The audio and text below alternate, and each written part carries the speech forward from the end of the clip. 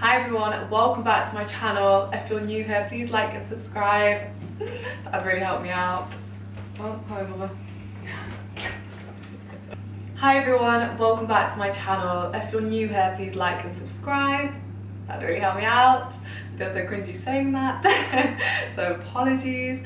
But anyway, today I have a really tasty brownie recipe.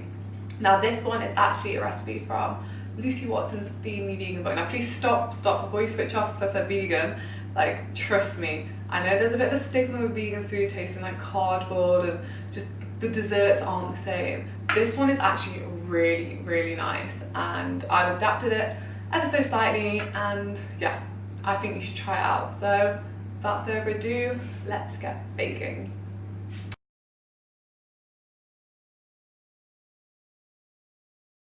So first things first, we're going to need 150 grams of dark chocolate.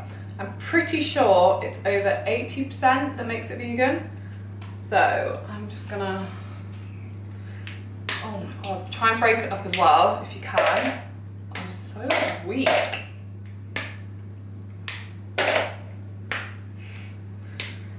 This is actually such a pepper. Oh my days.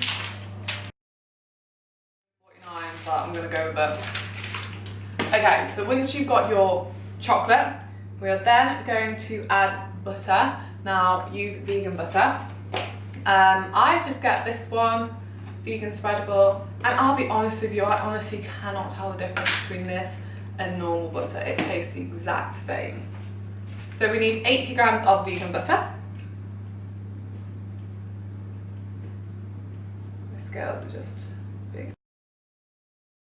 Add the sugar. Now I usually use 170 grams of coconut sugar, but I don't have enough of that, so what I'm going to do is make the rest up with honey.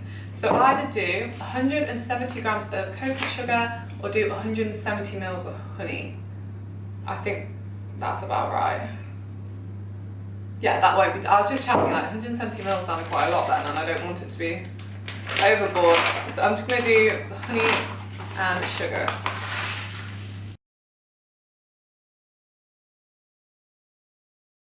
Okay, so now I've done that, I've got this little mixture, and I need to get a spoon really, not a knife. What I'm going to do is I'm going to put it in the microwave and I'm just going to start melting it. So we just want to combine it all together. I'm too lazy to do it over a pan, I'd let the microwave do the work for me. Yeah, I'm going to put this in the microwave. So I've just taken the chocolate mixture out of the microwave. It looks like that. It's meant to be really smooth, there should be like no chocolatey lumps, and the sugar should be dissolved if you're using sugar. Whilst that was in the microwave for about a minute and a half, I weighed out 190 grams of self-raising flour, ready for the next bit. And I forgot to say at the beginning, make sure you turn your ovens on. For a fan, do it at 180, and that's what I'm using today. So now that's all done, I'm just going to put that to one side. And then in a large mixing bowl, I'm going to sieve in the flour.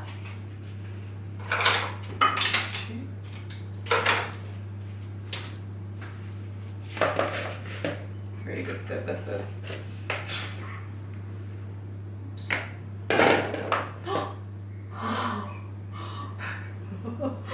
No one saw that. Yes. You know what? I'm just gonna roll with it. Like, I've not got time for this. Oops. And then we're gonna do 3 tablespoons of, I use cocoa powder, you can use cocoa powder, it's pretty much the same thing. That just gives it the chocolatey taste. That. And I'm just gonna give these, I'm gonna have to tie this mess up, a little combine it together. So next we're gonna add all the other ingredients. So that includes 240 mils of soy milk. I'm going to use some hazelnut milk. I just prefer the flavour of it. But use, yeah, soya, coconut milk, any kind of non-dairy option that you enjoy.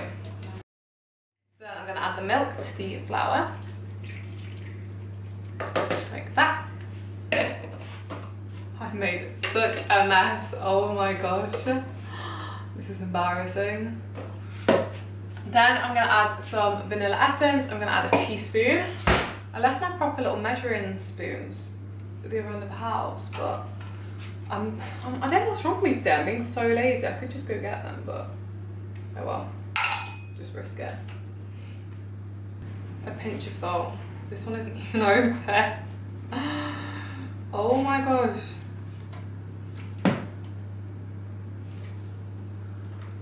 What?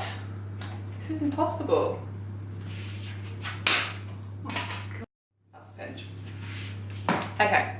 Then I'm going to add in the chocolate mixture.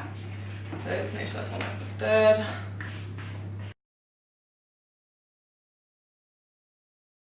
So once that's all combined, now we're going to add some frozen raspberries. Now I'm going to get a creamish bowl. I'm going to go with this one. My dirty scales. So add about 75 grams of the frozen raspberries and break them up a little bit before you add them to the mixture. You can just use normal raspberries. I don't know why we always just use frozen. But yeah, use any raspberries you have to hand. Use any fruit, you know, blueberries, anything that you like. And then I'm just gonna mix that in like so. You don't have to be so exact with the fruit. You can just throw it in if you can't be bothered to weigh it. But on average, I'd say go for 75 to 100 grams of fruit in the mixture. And then you can either add 50 grams of chocolate, chop it up, or if you want to be lazy like I am, you can just get a packet of dark chocolate chips and just add them, and I'm just going to do that. So 50 grams if you're going to do it properly. If you're like me, just throw it in. I'm also going to add some cocoa nibs. They just add a nice little bit of crunch to the mixture. Again, that's totally optional. You do not have to add them. Like, don't go out of your way to buy them if you don't want to. And now I've got a nice, I don't want it to come out, smooth looking mixture. And then I'm going to add this to a greased 20 centimetre baking tray. Voila.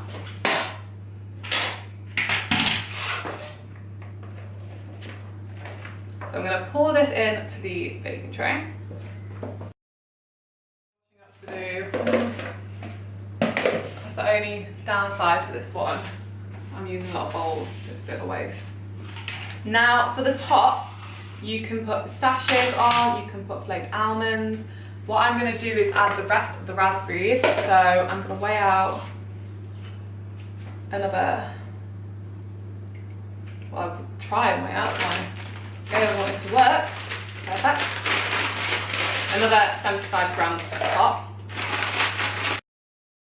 I'm going to crumble them up a little bit. You know, if you're using raspberries again, just break them up ever so slightly. And then just kind of drizzle them on top. You can press them in ever so slightly as well. So just get a spoon and like press them in. And then, like I say, you can put pistachios on top. I'm just gonna wash my hands a bit. Oh. I haven't got any pistachios, so I'm just gonna put some flaked almonds on. I'm sure it'll be absolutely fine.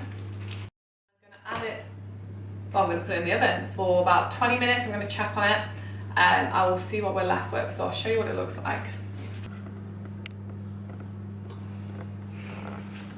The brownies are now done. I've got the finished result here. These took about 30 minutes. When you're testing if it's ready, brownies are a bit difficult because you do want them to be slightly gooey, unless you want them to be dry, but I don't know who'd want dry brownies. So if you're like testing it and it's wobbling loads in the middle, you do need to leave it a little bit longer. You want it to have like a slight little softness in the center, and then when you bring it out, leave it in the tin for about 15 minutes to carry on. It will carry on cooking for a little bit, which is why you don't want to overdo it in the oven. And then when they've been, you know, brought out, you've left them for 15 minutes in a tin, take them out and leave to cool, and you will have a plate of delicious brownies. I promise these won't last very long. In my household, things like this, we're lucky if they're here for 24 hours. But thank you so much for watching. You survived another one of my videos. I hope it was helpful, and again, if you make this, let me know. Any questions, drop them in the comments below. Always happy to help. And yeah, I've already said the cliche line of like and subscribe, so I'm not going to say it again. But I will see you in the next video.